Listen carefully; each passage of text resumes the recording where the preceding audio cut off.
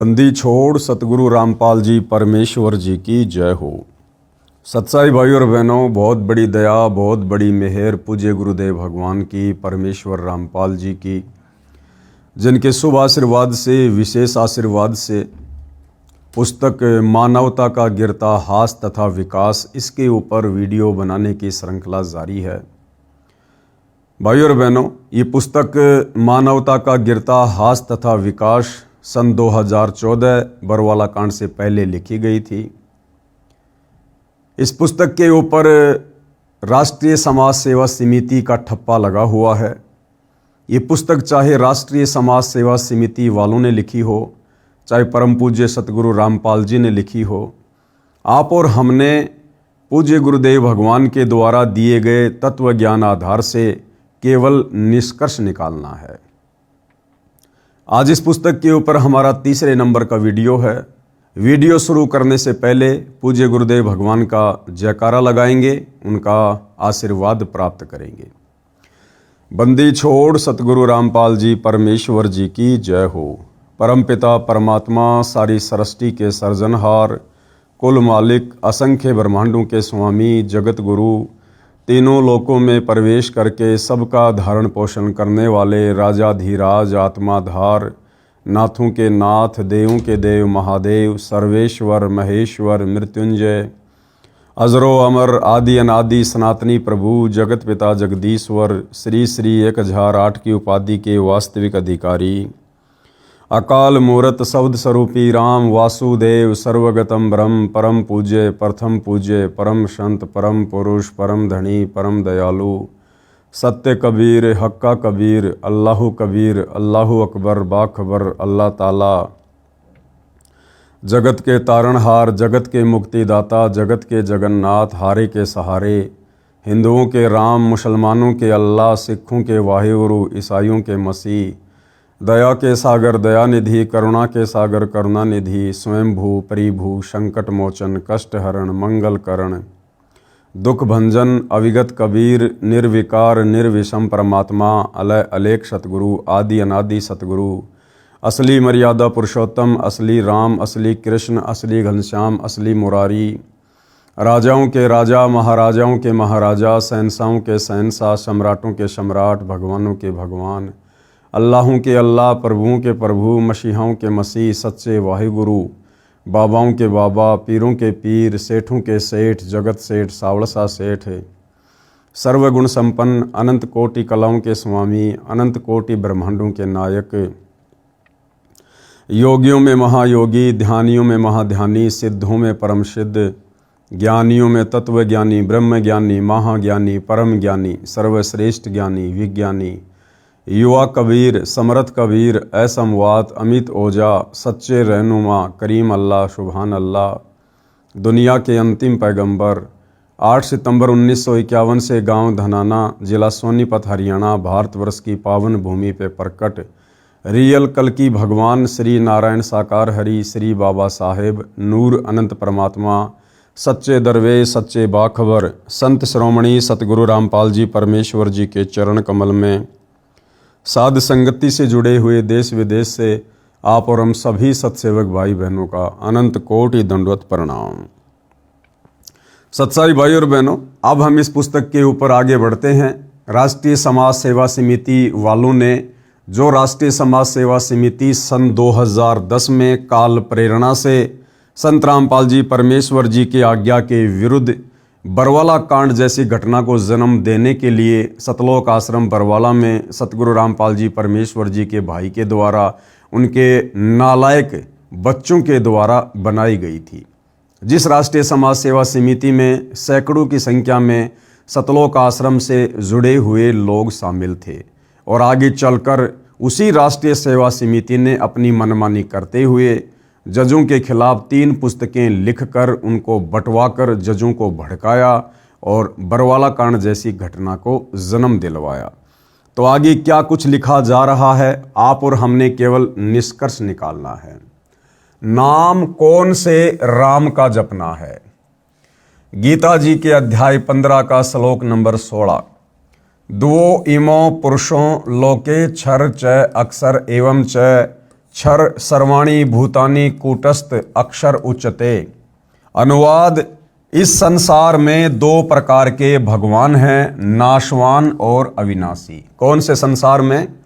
सतलोक को छोड़कर सतलोक के नीचे जो 7 संग ब्रह्मांड इस अक्षर पुरुष के हैं और इस काल का जो 21 ब्रह्मांड है, इनमें दो प्रकार के भगवान विशेष तौर पर प्रचलित हैं। एक तो ये क्षर पुरुष हो गया जो कि नाशवान है, दूसरा अक्षर पुरुष जिसको अविनाशी कहा जाता है, परंतु ये पूर्णतया अविनाशी नहीं है। और ये संपूर्ण भूत प्राणियों के शरीर तो नाशवान और जीवात्मा अविनाशी कहा जाता है। काल के 21 ब्रह्मांड में और अक्षर पुरुष के 7 संग ब्रह्मांडों में जितने भी प्राणी हैं, ये सब नाशवान हैं, परंतु आत्मा अविनाशी है। वो ना तो 21 ब्रह्मांडों वाली कभी विनाश में आती है, ना 7 संग ब्रह्मांड वाली आत्मा कभी विनाश में आती है। यानी केवल शरीर का नाश होता है, आत्मा का विनाश नहीं होता। आत्मा अजरो अमर है। गीता जी के अध्याय नंबर 15 का श्लोक नंबर 17, उत्तम पुरुष तु अन्य परमात्मा इति उदाहरत ये लोक तरम अवश्य विभर्ति अवय ईश्वर। फिर वो मुख्य परमात्मा कौन है, सर्वशक्तिमान परमात्मा कौन है, जिसका किसी भी देश काल और परिस्थिति में विनाश नहीं होता है, जो कभी भी नहीं मरता है, जो अकाल मूर्त है, काल जिसको नहीं खा सकता, काल जिसको नहीं मार सकता। तो कहते हैं उत्तम पुरुष है तू अन्य, यानी इन दोनों भगवानों से सर्वश्रेष्ठ काल और अक्षर पुरुष, क्षर और अक्षर पुरुष, इन दोनों से सर्वश्रेष्ठ परमात्मा तो कोई और ही है जिसको वास्तव में भगवान कह सकते हैं, जो तीनों लोकों में प्रवेश करके सबका धारण पोषण करता है। उत्तम भगवान तो अन्य ही है। उत्तम यानी सर्वश्रेष्ठ परमात्मा जो तीनों लोकों में प्रवेश करके सबका धारण पोषण करता है, एवं अविनाशी परमेश्वर परमात्मा इस प्रकार कहा गया है। कबीर परमेश्वर जी ने अपनी वाणी में क्या कहा है? कबीर, अक्षर पुरुष एक पेड़ है, निरंजन वाकी डार, तीनों देवा ब्रह्मा विष्णु महेश शाखा भये, पात भया संसार। कबीर, 3 देव को सब कोई ध्यावे, चौथा देव का मर्म न पावे। 3 देव कौन से? ब्रह्मा विष्णु महेश। और चौथा देव जिसके विषय में बहुत ही कम लोग जानते हैं, वो है इनका पिता काल ब्रह्म। चौथा छोड़ पंचम ध्यावे, परमात्मा कहते हैं इस चौथे काल को भी छोड़ दो, इसकी भक्ति से भी मोक्ष नहीं है। 5वें का ध्यान धरो। 5वां कौन? कबीर परमात्मा, उत्तम पुरुष, परम अक्षर ब्रह्म। कहे कबीर सो हमरे आवे, यानी वो आत्मा फिर सतलोक को जाती है। कबीर, 3 गुणन की भक्ति में भूल पड़े संसार। 3 गुण कौन? रजगुण ब्रह्मा, सतगुण विष्णु, तमोगुण शंकर। कहते हैं तीनों की भक्ति में पूरा संसार भूला हुआ है, इनके अलावा किसी को भगवान ही नहीं मानता। कबीर, 3 गुणन की भक्ति में भूल पड़े संसार, कहे कबीर निज नाम बिन कैसे उतरे पार। कबीर, ओंकार नाम काल का ये करता मत जान, साचा शब्द कबीर का पर्दा माही पहचान। कबीर, 3 लोक सब राम जपत है, जान मुक्ति को धाम, रामचंद्र वशिष्ठ गुरु किया, तिन कही सुनायो नाम। कबीर, राम कृष्ण अवतार है, इनका नाही संसार, जिन साहब संसार किया, सो किनु न जनन्या नार। यानी जिस परमेश्वर ने सारे संसार की रचना की है, उसको जन्म देने में कोई भी माता सक्षम नहीं है, यानी वो परमात्मा अजन्मा है, स्वयंभू है।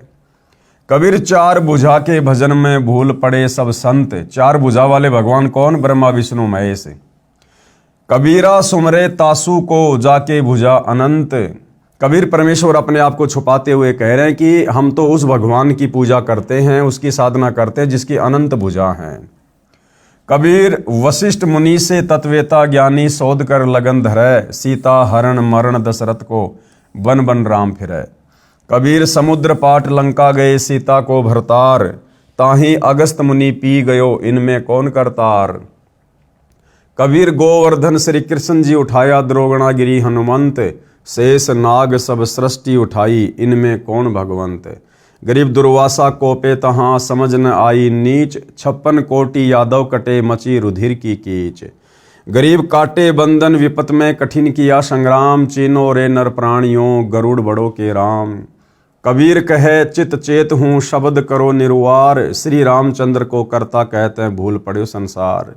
कबीर जिन राम कृष्ण निरंजन किया, सो तो करता न्यार, अंधा ज्ञान न बूझ ही कहे कबीर विचार।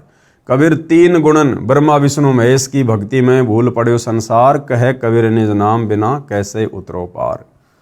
आगे सतगुरु रामपाल जी परमेश्वर जी के द्वारा एक शब्द बनाया गया है, युद्ध जीत कर पांडव खुशी हुए अपार, इंद्रप्रस्थ की गद्दी पर युधिष्ठिर की सरकार। यानी महाभारत के युद्ध में विजय प्राप्त करने के बाद में पांडवों की खुशी का कोई ठिकाना नहीं रहा और उनके सबसे बड़े भाई युधिष्ठिर को हस्तिनापुर की यानी दिल्ली की राजगद्दी पर बैठा दिया गया। एक दिन अर्जुन पूछता सुन कृष्ण भगवान, एक दिन श्री कृष्ण जी से अर्जुन जी ने पूछा, एक बार फिर सुना दियो वो निर्मल गीता ज्ञान, कि हे भगवान आपने महाभारत के युद्ध में जो गीता जी का ज्ञान सुनाया था, आप मुझे एक बार फिर से वो ज्ञान सुना दीजिए। घमासान युद्ध के कारण भूल पड़ी है मोहे, यानी उस समय युद्ध में जो घमासान मचा हुआ था, जो हाहाकार मचा हुआ था, मैं आपके उस निर्मल ज्ञान को भूल चुका हूं, ढंग से नहीं सुन पाया। और ज्यों का त्यों कहना भगवन तनिक न अंतर होए। श्री कृष्ण जी से अर्जुन ने कहा कि जैसा आपने गीता जी के समय मुझे ज्ञान सुनाया था वैसा का वैसा ही सुनाना। ऋषि मुनि और देवता सबको रहे तुम खाए, इनको भी नहीं छोड़ा आपने रहे तुम्हारा ही गुण गाए।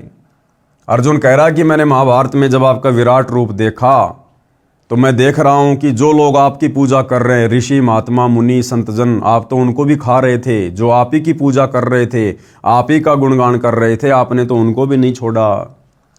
कृष्ण बोले अर्जुन से ये गलती क्यों कीन, ऐसे निर्मल ज्ञान को भूल गया बुद्धिहीन। अब श्री कृष्ण जी अर्जुन को दोष दे रहे हैं कि तूने महाभारत के समय उस ज्ञान को याद क्यों नहीं रखा, तू बड़ा बुद्धिहीन है, तू बड़ा श्रद्धाहीन है। क्योंकि भाई और बहनों, अर्जुन समझ रहा था कि महाभारत में श्री कृष्ण जी ही मुझे उपदेश दे रहे हैं, परंतु उस समय श्री कृष्ण जी का केवल शरीर था। उस शरीर में काल प्रेत वश प्रवेश करके सारा का सारा ज्ञान बोल रहा था। तो ना तो वो ज्ञान अच्छे से अर्जुन को ध्यान में रहा, और अब श्री कृष्ण जी कह रहे हैं कि मुझे भी ध्यान नहीं है भाई, मुझे भी भूल पड़ गई है, अब मुझे भी कुछ याद नहीं, भूल पड़ी निदान, ज्यों का त्यों उस गीता का मैं नहीं कर सकता गुणगान। क्योंकि वो ज्ञान श्री कृष्ण जी ने बोला ही नहीं था, इसलिए गुणगान कैसे कर सकता है। स्वयं श्री कृष्ण जी को याद नहीं और अर्जुन को धमकावे, बुद्धि काल के हाथ है चाहे त्रिलोकी नाथ कहावे। ज्ञानहीन प्रचार का ज्ञान कथे दिन रात, जो सर्वे को खाने वाला कहे उसी की बात। सब कहें भगवान कृपालु है कृपया करे दयाल, जिसकी सब पूजा करे वह स्वयं कहे मैं काल। मारे खावे सबको वह कैसा कृपाल, कुत्ते गधे सुअर बनावे है फिर भी दीन दयाल। बाइबल वेद कुरान है जैसे चांद प्रकाश, सूरज ज्ञान कबीर का करे तिमर का नाश। रामपाल साची कहे करो विवेक विचार, सत नाम व सार नाम यही मंत्र है सार। कबीर हमारा राम है वो है दीन दयाल, संकट मोचन कष्ट हरण गुण गावे रामपाल। शब्द संत रामपाल जी महाराज द्वारा रचित।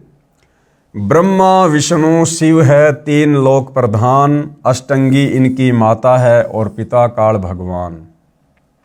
1 लाख को काल नित खावे सीना ताण, ब्रह्मा बनावे विष्णु पाले शिव कर दे कल्याण। अर्जुन डर के पूछता ये कौन रूप भगवान, कहे निरंजन मैं काल हूँ सबको आया खान। ब्रह्म नाम इसी का है वेद करें गुणगान, जन्म मरण 84 ये इसका संविधान।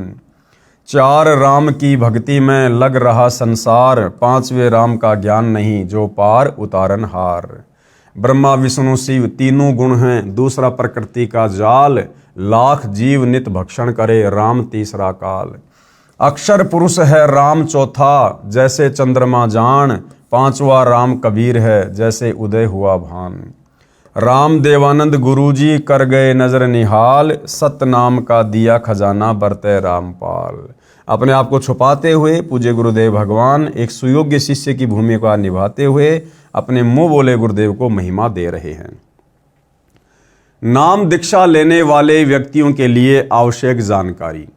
अब सतगुरु रामपाल जी परमेश्वर जी से उपदेश लेने से पहले आप लोगों ने किन किन मर्यादाओं का विशेष तौर पर पालन करना होता है।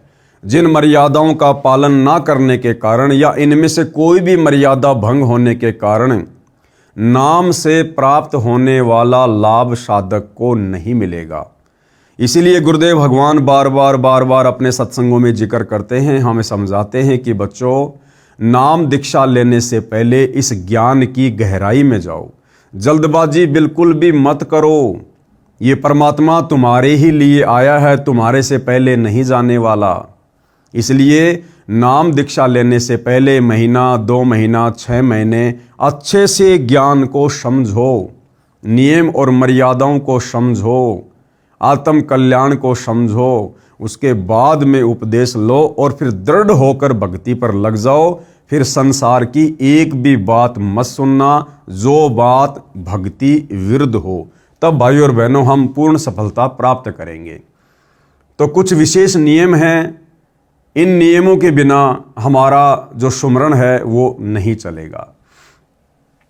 सबसे पहला, पूर्ण गुरु की पहचान, यानी नाम दीक्षा लेने से पहले हमने पूर्ण गुरु की पहचान कर लेनी चाहिए। अब पूर्ण गुरु की पहचान का माध्यम क्या है? हमारे धर्मशास्त्र हैं। हमारे शास्त्रों में पूर्ण संत की, पूर्ण गुरु की, तत्वदर्शी संत की पहचान लिखी हुई है। ये पहचान हमें कैसे पता चलेगी? ये पहचान सतगुरु रामपाल जी के प्रवचन सुनने से, उनके सत्संग सुनने से पता चलेगी। तो सबसे पहले वही बात है, हमने ज्ञान को अच्छे से समझना पड़ेगा। पूर्ण गुरु की पहचान। आज कलयुग में भगत समाज के सामने पूर्ण गुरु की पहचान करना सबसे जटिल प्रश्न बना हुआ है। क्योंकि भाइयों और बहनों, गांव गांव में गुरु बैठे हैं, गली गली में गुरु बैठे हैं। कोई आचार्य की तो कोई शंकराचार्य की पदवी लेकर बैठा है। कोई कह रहा है कि मेरे पास पूर्ण मोक्ष मार्ग है, कोई कह रहा आत्म कल्याण मेरे अलावा किसी के पास है ही नहीं। दुनिया भर के आडंबर, पाखंड, दिखावा। तो भाइयों और बहनों, जीव पूरी तरह से बेचारा भ्रमित है, विचलित है कि जाऊं तो कहां जाऊं। इसलिए पूर्ण गुरु की शरण भी उसी आत्मा को नसीब होती है जिसके युगों युगों के संस्कार मजबूत होते हैं। लेकिन इसका बहुत ही लघु और साधारण सा उत्तर है कि जो गुरु शास्त्रों के अनुसार भक्ति करता है और अपने भक्तों को अर्थात शिष्यों द्वारा करवाता है, वही पूर्ण संत है। क्या पहचान है पूर्ण संत की? जो गुरु शास्त्रों के अनुसार भक्ति प्रदान करता है और शास्त्रों के अनुसार ही भक्ति अपने शिष्यों से करवाता है, यानी मनमुखी आचरण ना करता हो, उसकी भक्ति का आधार शास्त्र हो। जो भी धर्म, कर्म, धार्मिक अनुष्ठान है वो शास्त्रों के अनुसार हों। कौन भगवान है, किसको इष्ट मानकर भक्ति करनी चाहिए, उसका शास्त्रों में प्रमाण हो। यदि ऐसा कोई गुरु है तो समझ लेना वो पूर्ण संत है, पूर्ण गुरु है। और अपने अनुयायियों अर्थात शिष्यों द्वारा करवाता है, वही पूर्ण संत है। चूंकि भक्ति मार्ग का संविधान धार्मिक शास्त्र जैसे कबीर साहिब की वाणी, नानक साहिब की वाणी, संत गरीबदास जी महाराज की वाणी, संत धर्मदास जी साहिब की वाणी, वेद, गीता, पुराण, कुरान, पवित्र बाइबल आदि हैं। जो भी संत शास्त्रों के अनुसार भक्ति साधना बताता है और भगत समाज को मार्गदर्शन करता है तो वह पूर्ण संत है। और भाइयों और बहनों, हम देख सकते हैं वर्तमान में इस पृथ्वी पर सतगुरु रामपाल जी के अलावा किसी भी धर्म में कोई भी धर्मगुरु, आचार्य, शंकराचार्य ऐसा नहीं है जो शास्त्रों के अनुसार भक्ति करता हो और अपने भक्तों से करवाता हो। केवल सतगुरु रामपाल जी हैं जिन्होंने न केवल हिंदू धर्म के ग्रंथ बल्कि सर्व धर्म ग्रंथों को दिखाया, पढ़ाया, समझाया और उनमें परमेश्वर को निकाल के बताया कि सच्चा परमात्मा कौन है, बाइबल में कहाँ प्रमाण है, कुरान में कहाँ प्रमाण है, गुरु ग्रंथ साहिब में कहाँ प्रमाण है, चारों वेदों में और गीता जी में कहाँ कहाँ परमेश्वर के विषय में प्रमाण है। अन्यथा वह भगत समाज का घोर दुश्मन है, जो शास्त्रों के विरुद्ध साधना करवा रहा है, इस अनमोल मानव जन्म के साथ खिलवाड़ कर रहा है। ऐसे गुरु या संत को भगवान के दरबार में घोर नरक में उल्टा लटकाया जाता है। तो देख लो भाई और बहनों, वर्तमान में इस पूरी पृथ्वी पर सतगुरु रामपाल जी के अलावा जितने भी भक्ति मार्ग में मार्गदर्शक बने हुए हैं, गुरु पद पर विराजमान हैं किसी भी धर्म में, वो सारे के सारे नकली हैं, काल के द्वारा भ्रमित हैं, और मृत्यु उपरांत उनको और उनके शिष्यों को दोनों को नरक में उल्टा लटकाकर घोर पीड़ाएं दी जाएंगी। उदाहरण के तौर पर जैसे कोई अध्यापक सिलेबस यानी पाठ्यक्रम से बाहर की शिक्षा देता है तो वह उन विद्यार्थियों का दुश्मन है। गुरु के लक्षण क्या हैं? परमेश्वर कबीर जी ने कबीर सागर के अध्याय जीव धर्म बोध पेज नंबर 1960 2024 पर गुरु के लक्षण बताए हैं। चौपाई क्या लक्षण हैं सच्चे गुरु के? गुरु के लक्षण 4 बखाना, यानी 4 प्रकार के लक्षण यदि दिखाई दें तो समझ लेना वो पूर्ण संत है, पूर्ण गुरु है। सबसे पहले प्रथम वेद शास्त्र का ज्ञाना, यानी उसे संपूर्ण शास्त्रों का ज्ञान होगा। विश्व के जितने भी धर्म हैं उन धर्मों के सभी शास्त्रों का उसे पूर्ण ज्ञान होगा। दूसरा हरि भक्ति मन कर्म वाणी, दूसरा वो परमात्मा की भक्ति मन कर्म वचन से करेगा और अपने शिष्यों से भी करवाएगा। ये नहीं कि खाली उपदेश ही देगा, भक्ति नहीं करेगा, वो खुद भी शास्त्रों के अनुसार भक्ति करेगा और अपने अनुयायियों से भी भक्ति करवाएगा। तीसरा समदृष्टि कर जानी, वो पूर्ण गुरु जो होगा वो समदृष्टि होगा। वो छोटे बड़े में, अमीर गरीब में, ऊंच नीच में वो किसी प्रकार का कोई भेदभाव नहीं करेगा, अपने सभी शिष्यों के साथ में समान बर्ताव करेगा, एक जैसा व्यवहार करेगा। चौथा वेद विधि सब कर्मा, और उसकी भक्ति का जो आधार होगा, जो धार्मिक अनुष्ठान होंगे, जो पूजा पाठ होगी, वो वेद शास्त्रों के अनुसार होगी, अपनी तरफ से वो नहीं बताएगा। तो ये 4 प्रकार के लक्षण पूर्ण गुरु के शास्त्रों में बताए गए हैं। यह 4 गुरु गुण जानो मर्मा। भावार्थ, जो गुरु अर्थात परमात्मा कबीर जी का कृपा पात्र दास गुरु पद को प्राप्त होगा, उसमें 4 गुण मुख्य होंगे। अब देखो भाई और बहनों, यहां पर सतगुरु रामपाल जी अपने आप को छुपाते हुए आप और हम तक ये ज्ञान पहुंचा रहे हैं। छुपा कैसे रहे स्वयं को? ये स्वयं ही कबीर परमेश्वर होते हुए अपने आप को कबीर जी का कृपा पात्र संत बता रहे हैं। भाई और बहनों, आप परम तुच्छ बुद्धि के नादान प्राणी हैं। हम लोग सत्य को बड़ी देर से स्वीकार करते हैं। हमारी तुच्छ बुद्धि को देखते हुए सतगुरु रामपाल जी ने स्वयं कबीर होते हुए भी अपने आप को कबीर जी का दास बताकर ही ज्ञान प्रचार किया है। अन्यथा आप और हमारे मन में ना जाने कितने प्रकार के विक्षेप पैदा हो जाएं कि भाई ये भगवान कैसे हो गया, ये कबीर कैसे हो गया, कबीर जी तो 650 साल पहले आए थे, संत रामपाल जी तो अभी अभी इन्होंने जन्म लिया है, फला है, दिखना है। हमारे अंदर 100 प्रकार के विक्षेप गुरुदेव के प्रति उत्पन्न हो जाएंगे, और यदि गुरु के प्रति मन में कोई विक्षेप आ गया उपदेश लेने के बाद, तो उस भगत की भक्ति फिर सफल नहीं होती। तो परमेश्वर जी ने अपने आप को छुपाते हुए और अधिकतर एक गुरु की भूमिका करते हुए आप और हम तक ये ज्ञान पहुंचाया है। लेकिन अब आप और हमने समझना होगा कि ये स्वयं साक्षात पूर्ण ब्रह्म परमेश्वर हैं। प्रथम वेद शास्त्र का ज्ञाना, वह संत वेदों तथा शास्त्रों का ज्ञाता होगा, वह सर्व धर्मों के शास्त्रों को ठीक ठीक जान लेगा। एक छोटा सा सत्संग है भाई और बहनों सतगुरु रामपाल जी परमेश्वर जी का, जिन्होंने स्वयं कहा है कि पुण्यात्माओं, इस दास का जन्म तो हिंदू धर्म में हुआ है। हालांकि परमेश्वर प्रकट होते हैं, ये स्वयंभू हैं, लेकिन अपने आप को छुपाते हुए कहते हैं। और गुरुदेव भगवान कहते हैं कि आप ये ना सोचना कि इस दास को केवल हिंदू धर्म के शास्त्रों का ही ज्ञान है। विश्व में जितने भी धर्म हैं, सभी धर्मों के धर्म ग्रंथों का ज्ञान इस दास को है। अर्थात गुरुदेव अपने विषय में कह रहे हैं। छोटा सा सत्संग, क्योंकि गीता का समझना कोई बालकों का खेल नहीं, परमात्मा बुद्धि दे अपने कृपा पात्र पे, तभी ये अनमोल ग्रंथ समझ में आते हैं। और टीचर उसी को कहते जो हमारे सिलेबस को ठीक से जाने। वो टीचर कहां, जब सिलेबस का ज्ञान नहीं अटपट सुना रहा है तो टीचर नहीं है। तो जितने भी आज तक धर्मगुरु किसी भी धर्म के हैं, उनको अपने सिलेबस का ज्ञान वर्तमान वालों को नहीं है। इस दास रामपाल दास के अतिरिक्त विश्व में नहीं है। ये कद्दे से माजी उतारा।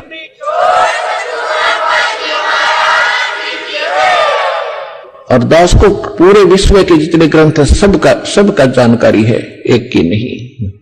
क्योंकि हमारा जन्म तो हिंदू धर्म में हुआ, केवल हिंदू धर्म के शब्द ग्रंथ नहीं, पूरे विश्व के जितने भी धर्म ग्रंथ हैं सबकी जानकारी दास को दी है कबीर भगवान ने, उस परमात्मा। इस बात को भाइयों और बहनों और अच्छे से समझने के लिए हम आदरणीय गरीबदास जी के सदग्रंथ साहिब का उदाहरण भी ले सकते हैं। आदरणीय गरीबदास जी ने 24,000 वाणियों से युक्त सूक्ष्म वेद की रचना की, जिसको सदग्रंथ साहिब कहते हैं, अमर ग्रंथ कहते हैं। और आदरणीय गरीबदास जी के सदग्रंथ साहिब में विश्व की सभी भाषाओं के शब्दों का समावेश है। यानी विश्व में जितने भी देश हैं और उनमें जो भाषाएं बोली जाती हैं, सभी भाषाओं का समावेश आदरणीय गरीबदास जी के सदग्रंथ साहिब में है। और भाइयों और बहनों, वर्तमान में उस सदग्रंथ साहिब का अनुवाद कौन कर रहा है, खोलकर उसके ऊपर व्याख्या कौन कर रहा है, सदग्रंथ साहिब का खुलासा विश्व में पहली बार किसने किया? सतगुरु रामपाल जी ने किया, जिसमें विश्व के सभी देशों की भाषाओं का समावेश है। तो भाइयों और बहनों, ये कौन कर सकता है? स्वयं परमेश्वर ही कर सकते हैं। जिन्होंने वो सदग्रंथ साहिब लिखा है, वही महापुरुष उसका खुलासा कर सकता है। तो आदरणीय गरीबदास जी के रूप में भी स्वयं कबीर परमात्मा ही थे, और आज उस सदग्रंथ साहिब का जो महापुरुष खुलासा कर रहा है, वह महापुरुष भी स्वयं साक्षात कबीर भगवान ही है, जो हमारे पूज्य गुरुदेव जी के नाम से धरती पर प्रकट हैं। तो इससे हमारा संशय समाप्त हो जाना चाहिए। हम सतगुरु रामपाल जी को मात्र एक कबीर परमात्मा का भेजा हुआ दास या उनका अवतार या उनकी कोई विशेष आत्मा समझने की भूल ना करें। ये साक्षात ही पूर्ण ब्रह्म परमेश्वर हैं। तो सबसे पहली क्या पहचान है? वह संत वेदों तथा शास्त्रों का ज्ञाता होगा, वह सर्व धर्मों के शास्त्रों को ठीक ठीक जानेगा। दूसरा लक्षण, दूसरा हरि भक्ति मन कर्म बानी, वह केवल ज्ञान ही नहीं सुनाएगा, वह स्वयं भी परमात्मा की भक्ति मन कर्म वचन से करेगा। तीसरे, समदृष्टि कर जानी, तीसरा लक्षण क्या होगा? वह समदृष्टि होगा, सर्व अनुयायियों के साथ समान व्यवहार करेगा, वह समदृष्टि वाला होगा। आप देखते हैं कि आश्रम में सर्व श्रद्धालुओं को एक समान खाना पीना, एक समान बैठने का स्थान संत रामपाल जी के द्वारा माता पिता बहन भाई बच्चे जब कभी आश्रम में आते हैं, साधारण भगत की तरह आश्रम में रहते हैं। संत रामपाल जी तक तो ये बात ठीक है भाई और बहनों, क्योंकि वे तो समदृष्टि हैं, पूर्ण गुरु हैं। लेकिन वर्तमान में उनकी गैर हाजिरी में ये राष्ट्रीय समाज सेवा समिति वाले, संत रामपाल जी के परिवार वाले, ये भाई और बहनों भगत समाज के साथ में समदृष्टि वाला व्यवहार नहीं कर रहे हैं।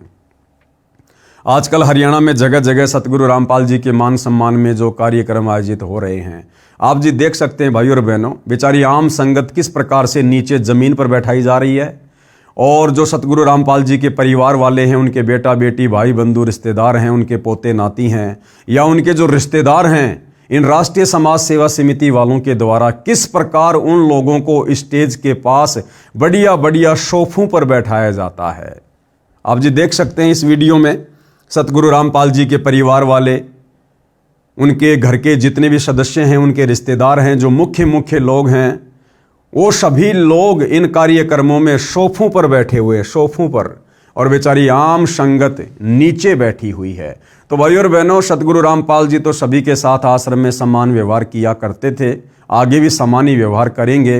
परंतु ये राष्ट्रीय समाज सेवा समिति वाले, सतगुरु रामपाल जी के परिवार वाले, ये भगत समाज के साथ वर्तमान में समदृष्टि व्यवहार नहीं कर रहे हैं। चौथा लक्षण क्या है? चौथा, वेद विधि सब कर्मा, अर्थात चौथा लक्षण गुरु का बताया है कि वह संत वेदों में वर्णित भक्ति विधि अनुसार साधना अर्थात प्रार्थना स्तुति यज्ञ अनुष्ठान तथा मंत्र बताएगा। गीता अध्याय नंबर 7 का श्लोक नंबर 15 क्या कह रहा है? माया के द्वारा जिनका ज्ञान हरा जा चुका है, ऐसे आसुर स्वभाव को धारण किए हुए मनुष्यों में नीच दूषित कर्म करने वाले मूर्ख मुझको नहीं भजते। अर्थात वे तीनों गुणों रजगुण ब्रह्मा, सतगुण विष्णु, तम गुण शिव की साधना ही करते हैं। गीता अध्याय 7 श्लोक नंबर 15 में गीता का ज्ञान बोलने वाला ये काल ब्रह्म क्या कह रहा है कि ये मूर्ख जन समुदाय मुझ काल, मुझ ब्रह्म की भक्ति भी नहीं करता, मेरे ओम नाम का जाप भी नहीं करता, केवल तीनों गुणों की भक्ति में लगा हुआ है। रजगुण ब्रह्मा, सतगुण विष्णु, तमोगुण शंकर, केवल इन तीनों गुणों की भक्ति कर रहा है। मुझ काल, मुझ ब्रह्म की भक्ति भी नहीं करता है।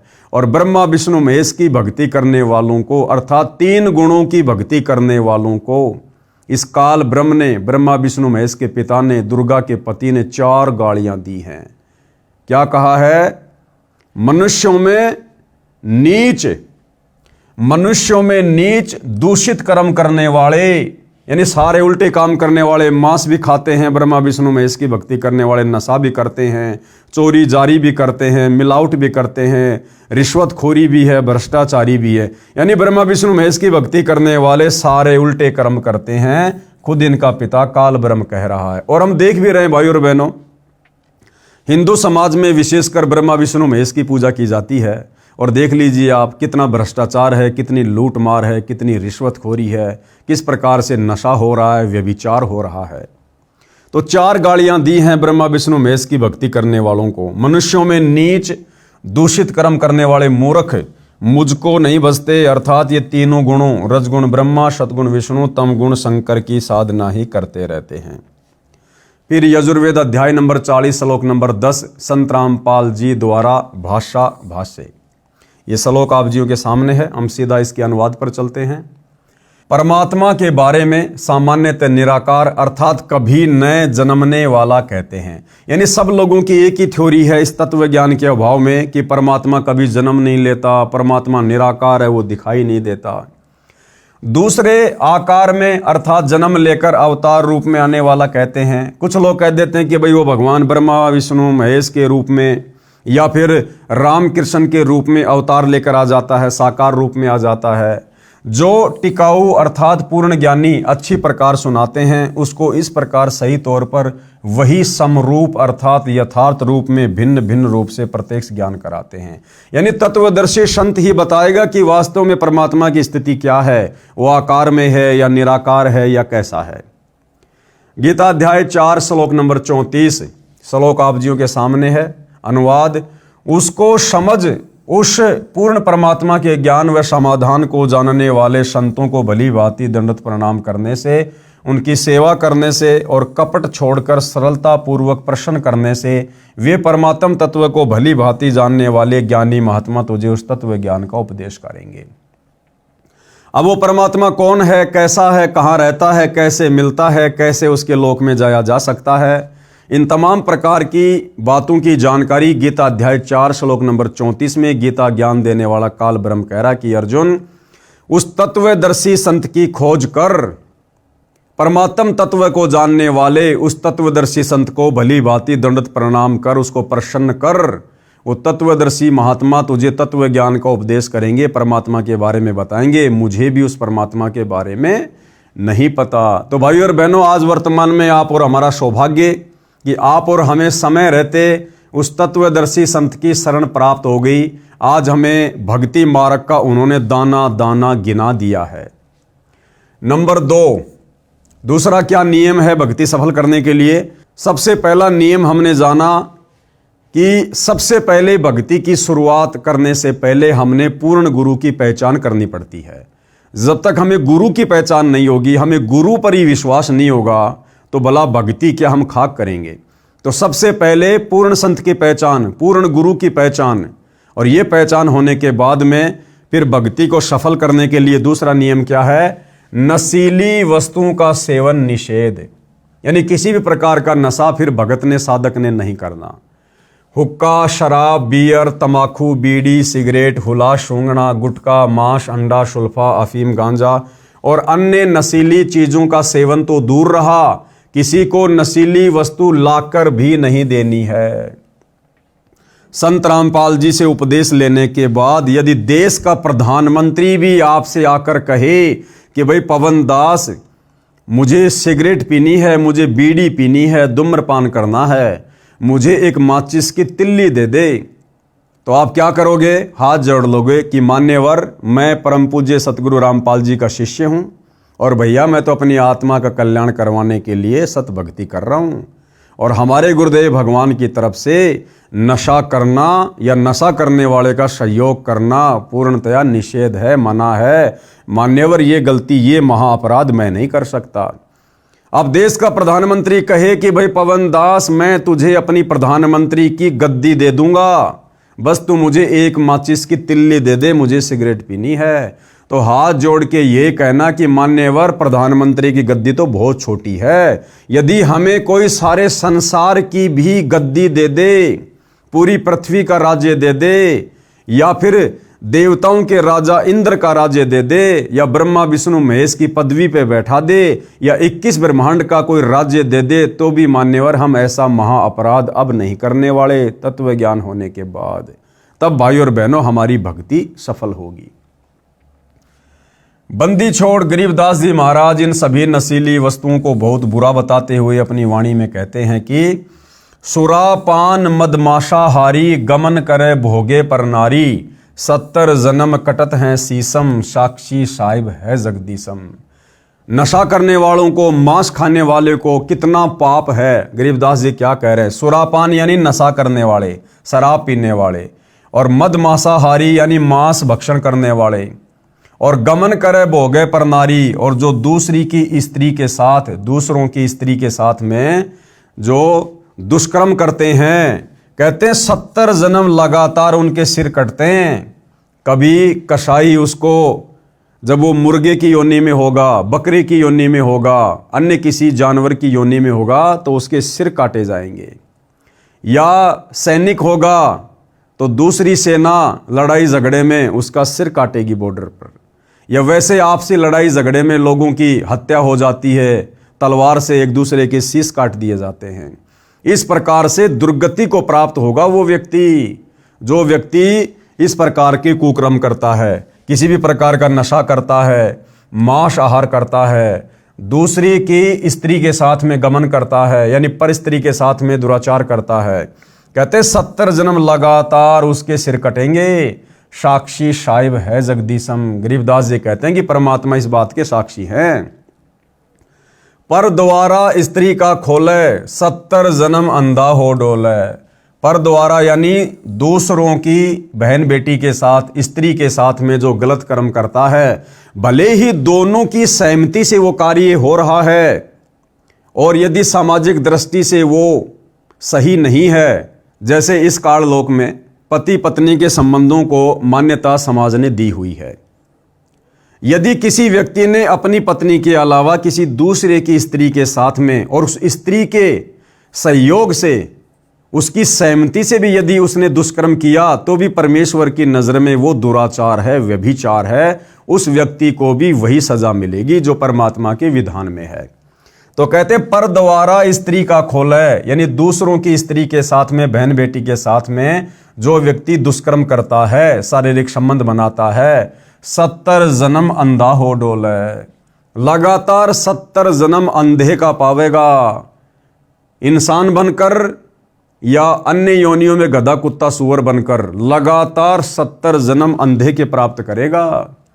और मदिरा पीवे कड़वा पानी, मदिरा यानी शराब, शराब पीने वाले के साथ क्या होगा? 70 जन्म कुत्ते के जानी, स्वान यानी कुत्ता। शराब पीने वाले व्यक्ति के लगातार 70 जन्म कुत्ते के होंगे। गरीब हुक्का हरदम पीवते, लाल मिलावे धूर। क्या कह रहे हैं गरीबदास जी कि जो व्यक्ति हमेशा तंबाकू सेवन करते हैं, नशा करते हैं, हुक्का पीते हैं, क्योंकि जिस समय गरीबदास जी ये वाणियाँ लिखवा रहे थे उस समय केवल हुक्का ही था, ये बीड़ी सिगरेट वगैरह नहीं हुआ करती थी। वर्तमान में बीड़ी सिगरेट आ गई। तो तंबाकू का मतलब होता है जितने भी प्रकार के नशे हैं जो तंबाकू से संबंधित हैं, बीड़ी हो, सिगरेट हो, ये सब हुक्के के अंतर्गत आते हैं। तो कहते हैं जो व्यक्ति हमेशा नशा करता है, बीड़ी तंबाकू सिगरेट पीता है, वो लाल मिलावे धूर, यानी ये जो मनुष्य शरीर है एक लाल है, बहुत कीमती है, इसको मिट्टी में मिला रहा है और इसमें संशय है नहीं जन्म पिछले सूर। और जो व्यक्ति बार बार कहने पर भी नशा करना नहीं छोड़ता है, हुक्का तंबाकू बीड़ी सिगरेट पीना नहीं छोड़ता है, तो गरीबदास जी कहते हैं वो तो पिछले जन्म में सूअर की योनि से आया है। क्योंकि सूअर की क्या आदत होती है, हमेशा गंदगी में नाक रगड़ना। और वर्तमान में मनुष्य जन्म प्राप्त करके भी जो व्यक्ति समझाने से भी नहीं समझता और नशा करता है, तो वो व्यक्ति पिछले जन्म में सूअर था, जो सूअर की योनि से वर्तमान में मनुष्य योनि में आया है, जो आदत उसको वर्तमान में भी लगी हुई है। गरीब 100 नारी जारी करे सुरापान शोबार, एक चिलम हुक्का भरे डूबे काली धार। 100 नारी जारी यानी एक औरत के साथ संबंध बनाने से कितना पाप है, 70 जन्म लगातार उसके सिर कटेंगे। और यदि 100 स्त्रियों के साथ में लगातार दुष्कर्म करे तो कितना दोष है उसको। ऐसे ही एक व्यक्ति जो नशा करता है उसको कितना नुकसान है, और जो व्यक्ति 100 बार शराब पी ले उसको कितना नुकसान होगा।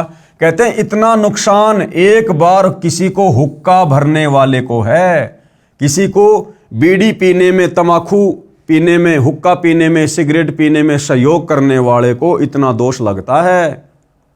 अब सोचो भाई और बहनों, तंबाकू बीड़ी सिगरेट पीने वाले का क्या हसर होगा। जब भरने वाले को, सहयोग करने वाले को इतना दोष बताया है, तो हुक्का शराब पीने वाले को कितना नुकसान होगा, उसका तो बेड़ा गर्क बताया परमात्मा ने। गरीब सूर गऊ को खात है भक्ति बिहूने राड, भांग तंबाकू खा गए सो चाबत हैं हाड़। गरीब भांग तंबाकू पीव ही सुरापान से हेत, गोश्त मिट्टी खाए कर जंगली बने प्रेत। गरीब पान तंबाकू चाव ही नास नाक में देत, सो तो ईराने गए ज्यों भड़बूजे का रेत। गरीब भांग तंबाकू पीव ही गोश्त गला कबाब, मोर मृग को भकत हैं देंगे कहाँ जवाब। तीसरा नियम क्या बताया है भक्ति को सफल करने के लिए, तीर्थ स्थानों पर जाना निषेध है। भाई और बहनों, आप जियों ने पुस्तक हिंदू साहिबान नहीं समझे गीता वेद पुराण, आप जियों ने तीर्थों के विषय में, धामों के विषय में अच्छे से जान लिया होगा, पहचान लिया होगा कि इन तीर्थों की स्थापना कैसे हुई थी और इन तीर्थ स्थानों पर जाने से हमें लाभ है या फिर हानि है। तो सतगुरु रामपाल जी से उपदेश लेने के बाद भगत ने तीर्थों पर परमात्मा प्राप्ति के लिए या फिर लाभ प्राप्ति के लिए बिल्कुल भी नहीं जाना होता है। किसी प्रकार का कोई व्रत नहीं रखना, कोई तीर्थ यात्रा नहीं करनी, न कोई गंगा स्नान आदि करना, न किसी अन्य धार्मिक स्थल पर नहाने या दर्शनों के लिए जाना है। किसी मंदिर व इष्ट धाम में पूजा व भक्ति के भाव से नहीं जाना कि इस मंदिर में भगवान है। भगवान कोई पशु तो है नहीं कि उसको पुजारी जी ने मंदिर में बांध रखा है, भगवान तो कण कण में व्यापक है। ये सभी साधनाएं शास्त्रों के विरुद्ध है। जरा विचार करके देखो कि ये सभी तीर्थ स्थल जैसे जगन्नाथ का मंदिर, बद्रीनाथ, हरिद्वार, मक्का मदीना, अमरनाथ, वैष्णो देवी, वृंदावन, मथुरा, बरसाना, अयोध्या, राम मंदिर, काशी धाम, छुड़ानी धाम आदि मंदिर, मस्जिद, गुरुद्वारा, चर्च व इष्ट धाम आदि आदि ऐसे स्थल हैं जहाँ पर कोई धर्म ग्रंथ रखा है, उसको पढ़ा जाता है। जैसे गुरुद्वारे, मस्जिद, चर्च, जहाँ पर कोई संत रहा करते थे, वे वहाँ पर अपनी भक्ति साधना करके अपना भक्ति रूपी धन जोड़ करके शरीर छोड़कर अपने इष्ट देव के लोक में चले गए। उसके बाद उनकी याद को ताज़ा तथा प्रमाणित रखने के लिए वहाँ पर मंदिर, धर्मशाला आदि बनवा दी, ताकि उनकी याद बनी रहे और हमारे जैसे तुच्छ प्राणियों को प्रमाण मिलता रहे कि हमें ऐसे ही कर्म करने चाहिए जैसे कि इन महान आत्माओं ने किए। ये सभी धार्मिक स्थल हम सभी को यही संदेशा देते हैं कि जैसे भक्ति साधना इन नामी संतों ने की है, ऐसी ही आप करो। इसके लिए आप इसी तरीके से साधना करने वाले व बताने वाले संतों को तलाश करो और फिर जैसा वे कहें वैसा ही करो। लेकिन बाद में इन स्थानों की पूजा प्रारंभ हो गई, जो कि बिल्कुल व्यर्थ है और शास्त्रों के विरुद्ध है।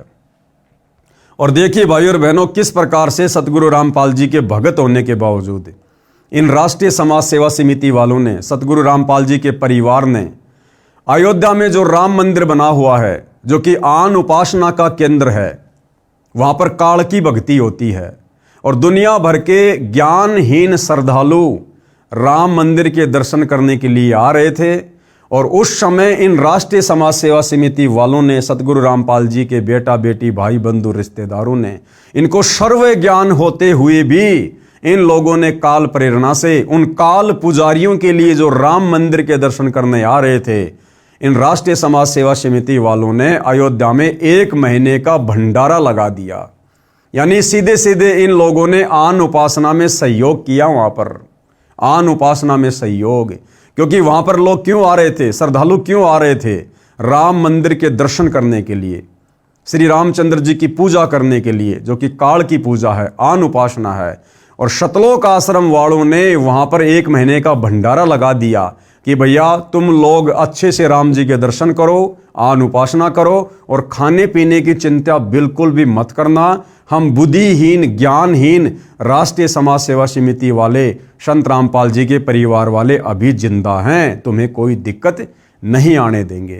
कहने का मतलब है भाई और बहनों, जब तक हम पूज्य गुरुदेव भगवान के द्वारा बताए गए इन नियमों पर खरे नहीं उतरेंगे, आप और हम कभी भी अपनी भक्ति सफल नहीं कर सकते। ये सभी स्थान तो एक ऐसे स्थान की भांति हैं जहां पर किसी हलवाई ने भट्टी बनाकर जलेबी, लड्डू आदि बनाकर स्वयं खाकर और अपने सगे साथियों को खिलाकर चले गए। उसके बाद उस स्थान पर न तो वह हलवाई है और ना ही मिठाई है, फिर तो वहाँ केवल भट्टी ही है। वह न तो हमारे कोई मिठाई बनाना सिखा सकती है और ना ही हमारा पेट भर सकती है। अब कोई कहे कि आओ भैया, आपको वह भट्टी दिखाकर लाऊंगा जहाँ पर एक हलवाई ने मिठाई बनाई थी, चलो चलते हैं। वहाँ जाकर उस भट्टी को देख लिया और 7 चक्कर भी काट आए। क्या आपको मिठाई मिली? क्या आपको मिठाई बनाने की विधि बताने वाला हलवाई मिला? इसके लिए आपने वैसा ही हलवाई खोजना होगा जो सबसे पहले आपको मिठाई खिलाए और बनाने की विधि भी बताए, फिर जैसे वे कहें केवल वही करना, अन्य नहीं। ठीक इसी प्रकार गुरुदेव भगवान हमें समझाना चाहते कि नादानों, हमने इन तीर्थों पर जाने से वर्तमान में कोई फायदा नहीं है। हमने वर्तमान में उस पूर्ण गुरु की, तत्वदर्शी संत की खोज करनी चाहिए जो वास्तव में हमें परमात्मा से मिलाने वाली भक्ति बताए। और उसके बाद उपदेश लेने के बाद केवल भगत ने उतना ही करना है, वैसा ही करना है जितना गुरु हमें आज्ञा दे, इससे ज्यादा नहीं।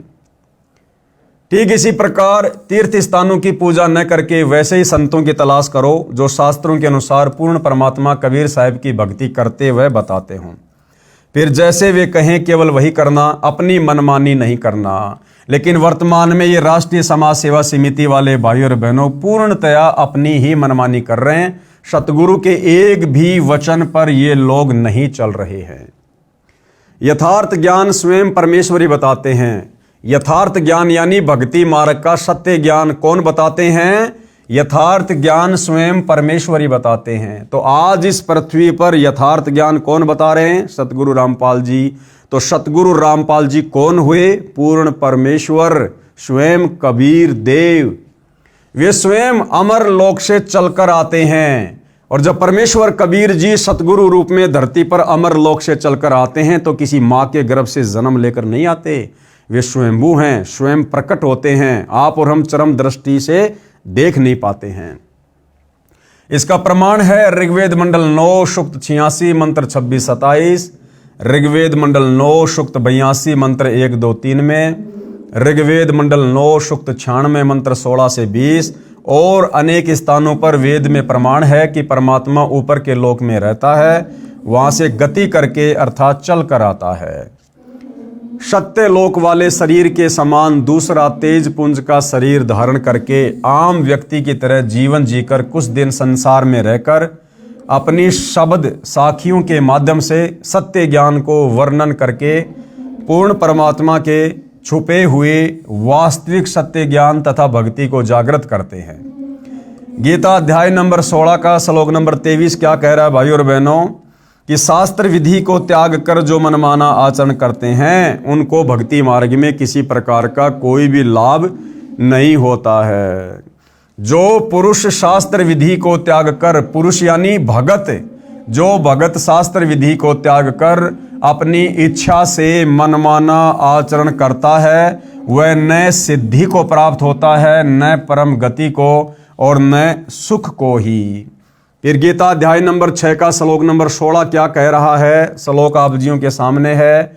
हे अर्जुन, यह योग यानी भक्ति, अर्थात ये भक्ति न तो बहुत खाने वाले की और न बिल्कुल न खाने वाले की, न एकांत स्थान पर आसन लगाकर साधना करने वाले का तथा न बहुत सोने वाले के स्वभाव वाले का और न सदा जागने वाले की सिद्ध होती है।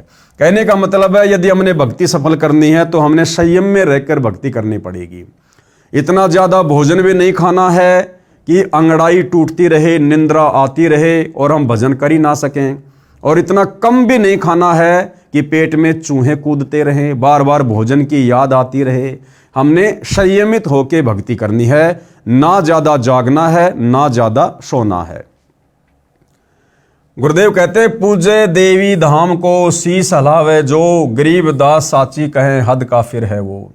कबीर गंगा काठे घर करे पीवे निर्मल नीर, मुक्ति नहीं हरिनाम बिन सतगुरु कहें कबीर। कबीर तीर्थ कर कर जगमुआ उड़े पानी नहाय, राम ही नाम ना जप्या काल घसीटे जाए। गरीब पीतल ही का थाल है पीतल ही का लोटा, जड़ मूर्त को पूजते आवेगा टोटा। गरीब पीतल चमचा पूजिए जो थाल परोसै, जड़ मूर्त किस काम की मत रहो भरोसै।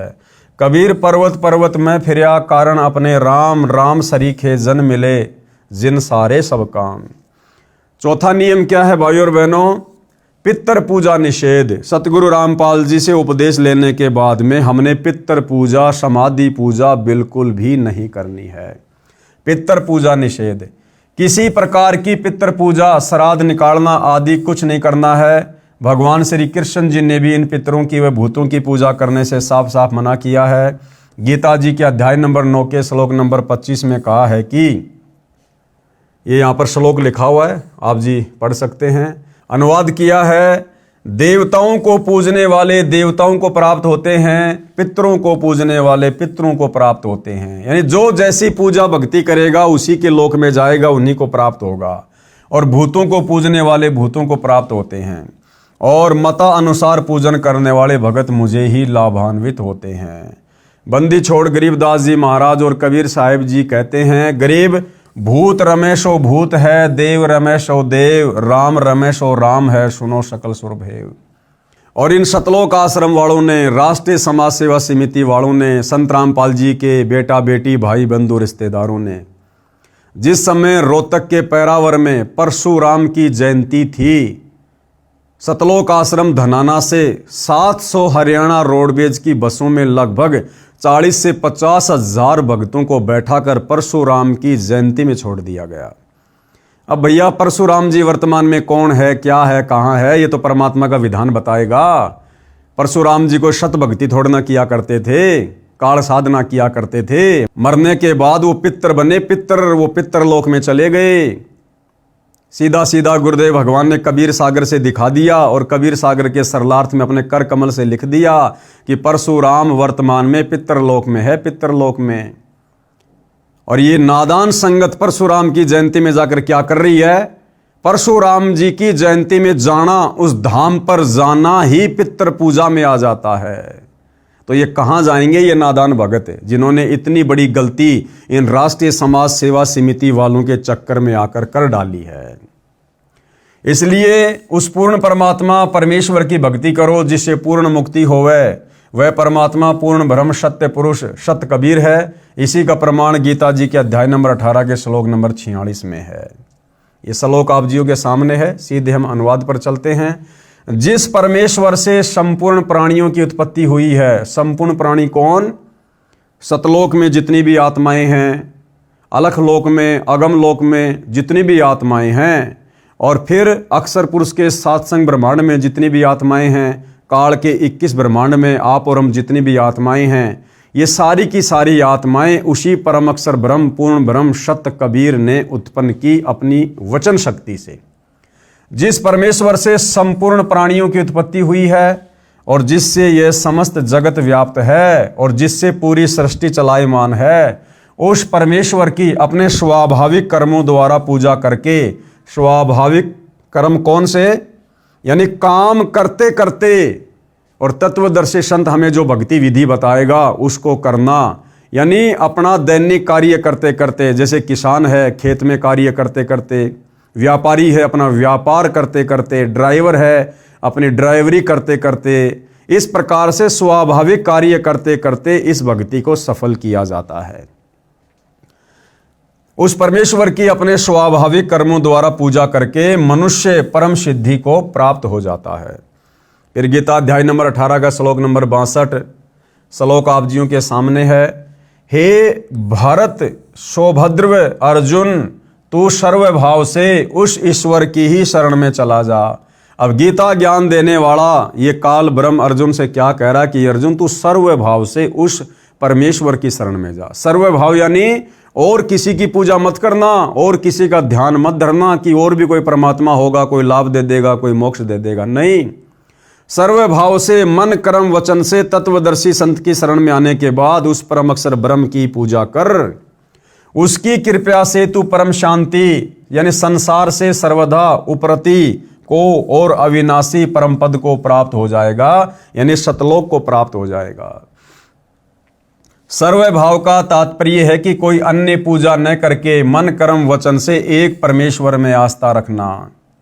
गीता अध्याय नंबर 8 का श्लोक नंबर 22 क्या कह रहा है? श्लोक आप जियों के सामने है। अनुवाद, हे प्रथानंदन अर्जुन, संपूर्ण प्राणी जिसके अंतर्गत हैं और जिससे यह संपूर्ण संसार व्याप्त है, वह परम पुरुष परमात्मा तो अनन्य भक्ति से प्राप्त होने वाला है। अनन्य भक्ति का मतलब है केवल एक उसी को इष्ट मानकर भक्ति करना।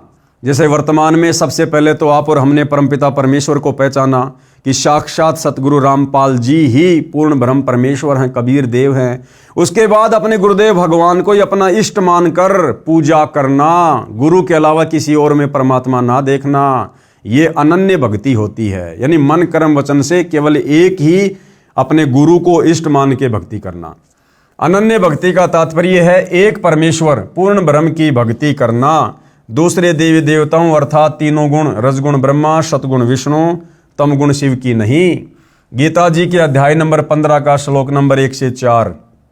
गीता अध्याय 15 श्लोक 1 क्या कह रहा है? अनुवाद, ऊपर को जड़ वाला, नीचे को शाखा वाला अविनाशी विस्तृत संसार रूपी पीपल का वृक्ष है, जिसके छोटे छोटे हिस्से या टहनियां पत्ते कहे गए हैं। उस संसार रूप वृक्ष को जो इस प्रकार जानता है वह पूर्ण ज्ञानी अर्थात तत्वदर्शी है। यानी गीता अध्याय नंबर 15 श्लोक नंबर 104 में तत्वदर्शी संत की पहचान बताई गई है कि जो संसार रूपी वृक्ष के सभी विभागों को जो प्रमाणित करके बता दे कि जड़ कौन है, तना कौन है, टहनिया कौन है, डार कौन है, पत्ते कौन है, यानी जो संपूर्ण सृष्टि रचना को शास्त्रों में प्रमाणित करके समझा दे कि पूर्ण ब्रह्म परमेश्वर कौन है, अक्षर पुरुष कौन है, क्षर पुरुष कौन है, ब्रह्मा विष्णु महेश कौन है, हमारी मुक्ति कैसे होगी, समझो वो तत्वदर्शी संत है।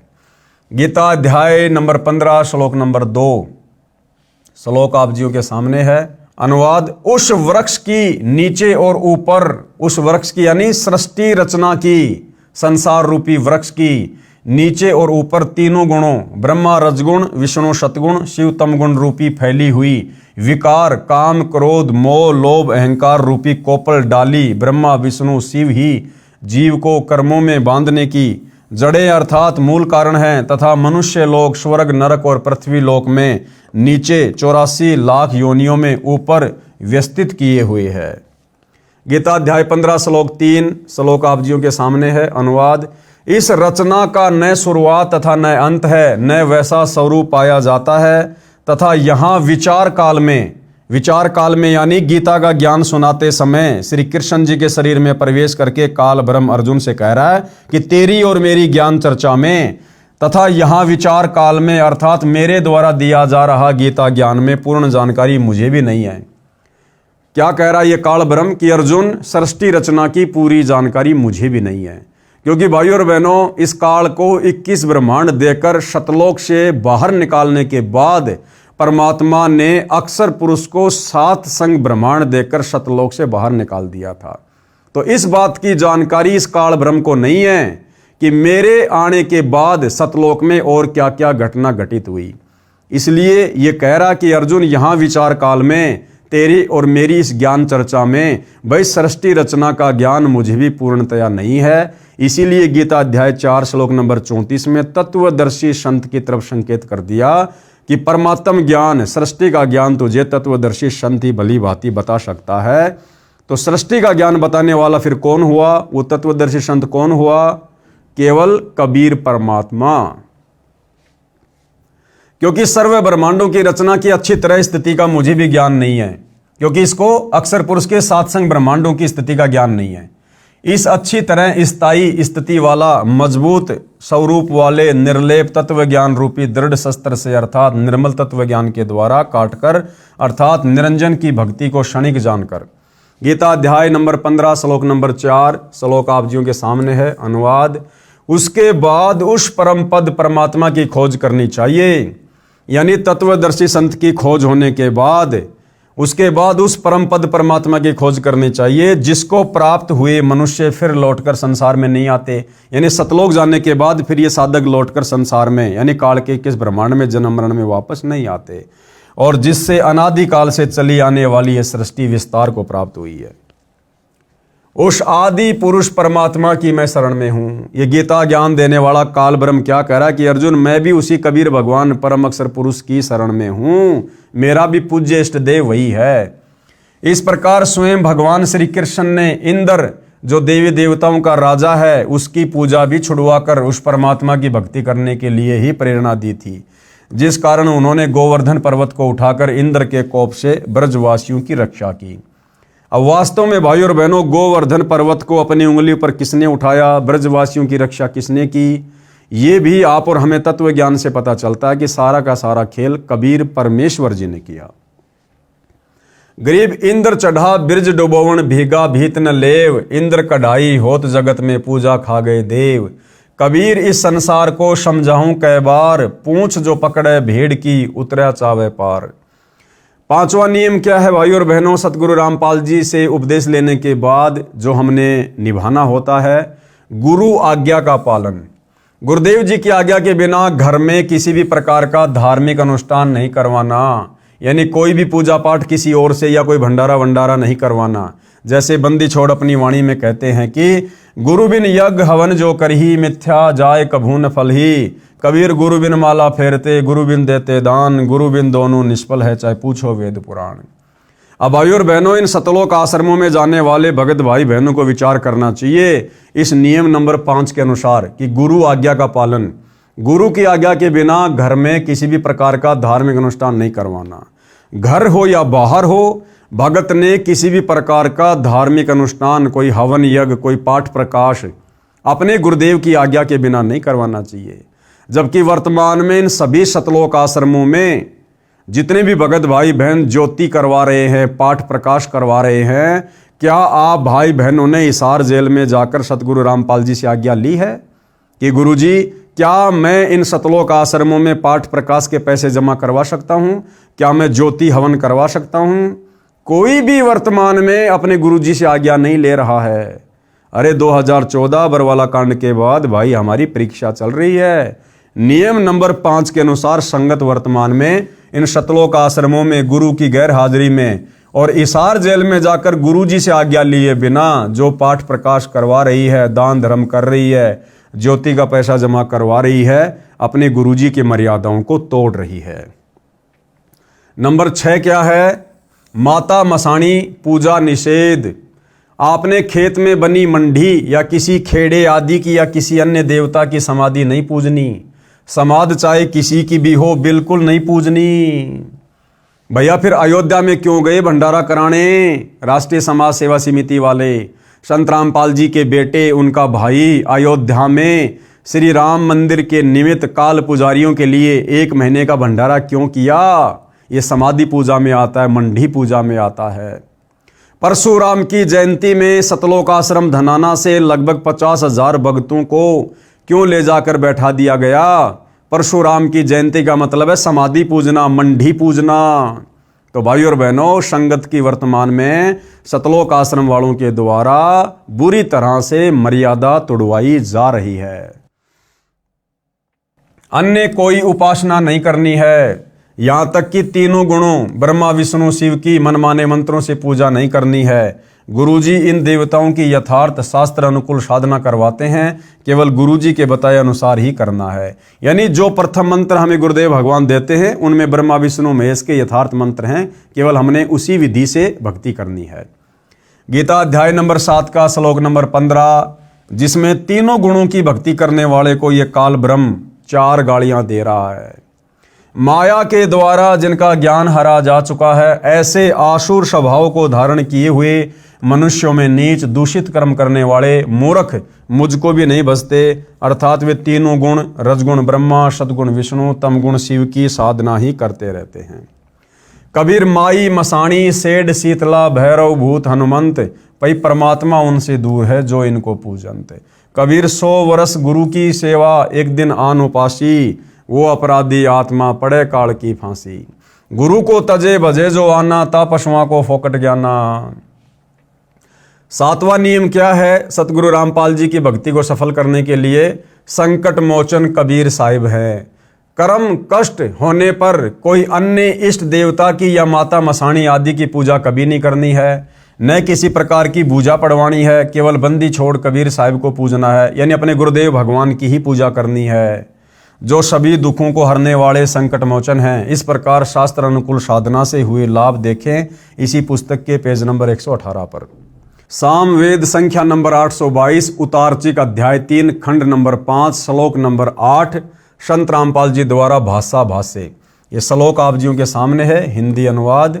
सनातन अर्थात अविनाशी कबीर परमेश्वर हृदय से चाहने वाले, श्रद्धा से भक्ति करने वाले भगत आत्मा को 3 मंत्र उपदेश देकर पवित्र करके जन्म व मृत्यु से रहित करता है। तो वर्तमान में भाई और बहनों, हमें ये तीनों प्रकार के मंत्र कौन दान कर रहे हैं? सतगुरु रामपाल जी। तो कौन हुए सतगुरु रामपाल जी? कबीर परमेश्वर तथा उसके प्राण अर्थात जीवन श्वासों को जो संस्कारवश अपने मित्र अर्थात भगत के गिनती के डाले हुए होते हैं, उनको अपने भंडार से पूर्ण रूप से बढ़ाता है। यानी वो परमात्मा सच्ची साधना करने वाले साधक की उम्र भी बढ़ाता है, जिस कारण से परमेश्वर के वास्तविक आनंद को अपने आशीर्वाद प्रसाद से प्राप्त करवाता है। कबीर देवी देव ठाडे भये हमको ठोर बताओ, जो मुझ कबीर को पूजे नहीं उसको लूटो खाओ। कबीर काल जो पीसे पीसना, जोरा है पणिहार, ये 2 असल मजदूर हैं सतगुरु के दरबार। आगे नियम नंबर 8, यानी सतगुरु रामपाल जी की भक्ति यदि आपने सफल करनी है तो 8 नंबर नियम को भी भली भांति निभाना पड़ेगा। अनावश्यक दान निषेध, यानी फालतू में हमने कहीं भी जाकर दान धर्म नहीं करना है। भाई और बहनों, एक भी नियम ये सतलोक आश्रम वाले संगत को फॉलो नहीं करने दे रहे। गुरुदेव ने नियम नंबर 8 में क्या बताया? अनावश्यक दान करना बिल्कुल मना है। और वर्तमान में क्या आ रहा है भाई और बहनों? अनावश्यक रूप से जबरदस्ती 15-15 लाख में 10-10 लाख रुपए में लोगों के मकान बनवाए जा रहे हैं राष्ट्रीय समाज सेवा समिति वालों के द्वारा। व्यर्थ में लोगों के घरों पर जा जाकर उनको कई हजारों रुपये का राशन दिया जा रहा है, जबकि गुरुदेव का सख्त आदेश है कि हमने जाकर किसी को भी भोजन नहीं खिलाना, और सूखा राशन तो हमने भूलकर भी नहीं देना। आपके घर पर कोई भिखारी आ जाए तो खाना खिला सकते हैं, जा जाकर नहीं देना। और भिखारी को भी 1 रुपया दान करने के लिए गुरुदेव ने मना किया है, और यहां 15-15 लाख रुपए दान किए जा रहे हैं लोगों के मकान बनाकर। तो भाई और बहनों, टोटल गुरुदेव भगवान के ज्ञान के विरुद्ध वर्तमान में सतलोक आश्रम वाले चल रहे हैं। तो क्या नियम है गुरुदेव का? अनावश्यक दान निषेध। कहीं पर और किसी को दान रूप में कुछ नहीं देना, ना पैसे न बिना सिला हुआ कपड़ा आदि कुछ नहीं देना। यदि कोई दान रूप में कुछ मांगने आए तो उसे खाना खिला दो, चाय दूध लस्सी पानी आदि पिला दो, परंतु देना कुछ भी नहीं है। न जाने वह भिखारी उस पैसे का क्या दुरुपयोग करे। जैसे एक व्यक्ति ने किसी भिखारी को उसकी झूठी कहानी, जिसमें वह बता रहा था कि मेरे बच्चे इलाज बिना तड़प रहे हैं, कुछ पैसे देने की कृपया करें, उसको सुनकर भावनावश होकर 100 रुपये दे दिए। वह भिखारी पहले पाव शराब पीता था, उस दिन उसने आधा बोतल शराब पिया और अपनी पत्नी को पीट डाला। उसकी पत्नी ने बच्चों सहित आत्महत्या कर ली। आप द्वारा किया हुआ वह दान उस परिवार के नाश का कारण बना। यदि आप चाहते हो कि ऐसे दुखी व्यक्ति की मदद करें तो उसके बच्चों को डॉक्टर से दवाई दिलवा दो, पैसा ना दो। अब भाई और बहनों, मान लीजिए ये सतलोक आश्रम वाले अन्नपूर्णा मुहिम के तहत ये लोगों के मकान बनवा रहे हैं, 15 लाख रुपए का मकान बनवा दिया, अगले को सुपुर्द कर दिया। अब भाई और बहनों, वो व्यक्ति भगत तो है नहीं, कल को ना जाने उसके मन में क्या दोष आ जाए, कोई दूसरा व्यक्ति उसको लालच दे दे कि भैया ये मकान तू मेरे को दे दे, देख पास में मेरा एक दूसरा मकान है, मैं तुझे वो मकान भी दे दूंगा, साथ में मैं तुझे 5 लाख रुपए और दे दूंगा। तो भाई उसका तो फ्री में मकान बना है, वो तो दूसरी जगह जाके रह लेगा और 5 लाख रुपए ले लेगा और उसके बाद वो ना जाने क्या क्या दुरुपयोग करेगा। उनके घरों में जो कई हजारों रुपए का सूखा राशन डाला जा रहा है, क्या गारंटी है वो अपने घर में काम लेगा? वो किसी भी दुकान वाले को औने पौने दाम में बेचकर भी आ जाएगा, शराब पी लेगा, गुटखा बीड़ी पी लेगा, कुछ भी कर सकता है, क्योंकि गुरु का वचन है। भगत कभी भी गुरु से ज्यादा शाना नहीं हो सकता। लेकिन यहां इन राष्ट्रीय समाज सेवा समिति वालों ने अपनी शानपत का प्रयोग किया, अपनी चतुराई का प्रयोग किया और गुरु के इस वचन नंबर 8 को उन्होंने तोड़ दिया। कबीर गुरु बिन माला फेरते, गुरु बिन देते दान, गुरु बिन दोनों निष्फल है, पूछो वेद पुराण। नंबर 9, नियम नंबर 9, झूठा खाना निषेध। ऐसे व्यक्ति का झूठा नहीं खाना है जो शराब, मांस, तमाकू, अंडा, बियर, अफीम, गांजा आदि का सेवन करता है। नियम नंबर 10, सतलोक गमन, देहांत के बाद क्रियाक्रम निषेध। यानी जिस प्रकार वर्तमान में किसी व्यक्ति के मरने के बाद में दुनिया भर के कर्मकांड किए जाते हैं, पाखंड पूजा की जाती है, वो हम भक्तों ने फिर नहीं करनी है। यदि परिवार में किसी की मौत हो जाती है तो चिता में अग्नि कोई भी दे सकता है, यानी चिता को अग्नि भगत भी लगा सकता है। घर का या अन्य तथा अग्नि प्रज्वलित करते समय मंगलाचरण बोल दें, यानी चिता को आग लगाते समय मंगलाचरण बोल सकते हैं। उसके फूल आदि कुछ नहीं उठाने। यदि उस स्थान को साफ करना अनिवार्य है तो उन अस्थियों को उठाकर स्वयं ही किसी स्थान पर चलते पानी में बहा दें या फिर अपने खेत या आंगन में मिट्टी में दबा सकते हैं। पहले की तरह गंगा जी में नहीं जाना अस्थियां लेकर। उस समय मंगलाचरण उच्चारण कर दें। ना पिंड आदि भरवाने हैं, ना 13 माही, ना 6 माही, ना बरसोदी, पिंड कुछ नहीं भरवाने, तथा श्राद्ध आदि कुछ नहीं करना है। किसी भी अन्य व्यक्ति से हवन आदि नहीं करवाना है। संबंधी तथा रिश्तेदार आदि जो शोक व्यक्त करने आए हैं उनके लिए कोई भी एक दिन नियुक्त करें। उस दिन प्रतिदिन करने वाला नित्य नियम करें, ज्योति जागृत करें, फिर सभी को खाना खिलाएं। यदि आपने उसके मरने वाले के नाम पर कुछ धर्म करना है तो अपने गुरुदेव जी की आज्ञा लेकर बंदी छोड़ गरीबदास जी महाराज की अमृतमयी वाणी का अखंड पाठ करवाना चाहिए। यदि पाठ करवाने की आज्ञा ना मिले तो परिवार के उपदेशी भगत 4 दिन या 7 दिन घर में एक अखंड ज्योत देसी घी की जलाएं तथा ब्रह्म गायत्री मंत्र प्रतिदिन 4 बार करें तथा 3 या 1 बार के मंत्र का दान संकल्प सतलोकवासी को करें। अब भाइयों और बहनों, देखो, ये हमारी परीक्षा के लिए है, ये हमारी परीक्षा के लिए है। यहां क्या कह रहे हैं गुरुदेव भगवान कि जो भगत मर गया है वो सतलोक चला गया है। अब यदि हम चाहें तो उसके नाम की ज्योत जला सकते हैं और हम जो मंत्र कर रहे हैं प्रतिदिन, कुछ मंत्र हम उसको संकल्प कर दें जो सतलोक चला गया। किसको?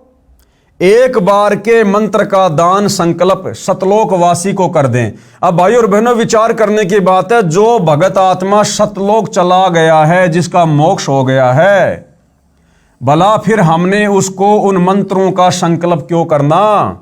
हमने मंत्र दान उसको क्यों करने? तो भाई और बहनों, ये आप और हमारी परीक्षा के लिए है।